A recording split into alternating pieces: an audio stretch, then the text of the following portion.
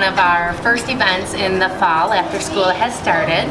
And it's a really important event at our school because we focus so much on building positive relationships and partnerships with our families that this is an opportunity for the kids to bring them back into their classrooms, show them what they've been learning so far and the different activities they're doing. It gives us an opportunity to do some school-wide events and activities, so then all families and students' work is displayed throughout our building then throughout the school year. So it's really a community building activity or event. And as you could see from today, we had a really nice turnout, and it's a fun way to bring everyone together. You get to go around the school and you get to talk to all the teachers, and all the parents have a chance to talk to everybody.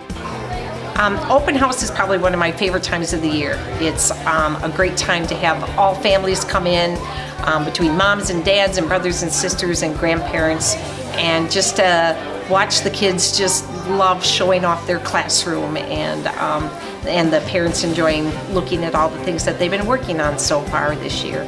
I guess I take pride in just how much my students love school and how much they look forward to coming to school and just bringing their smiles and just wanting to participate immediately in the day.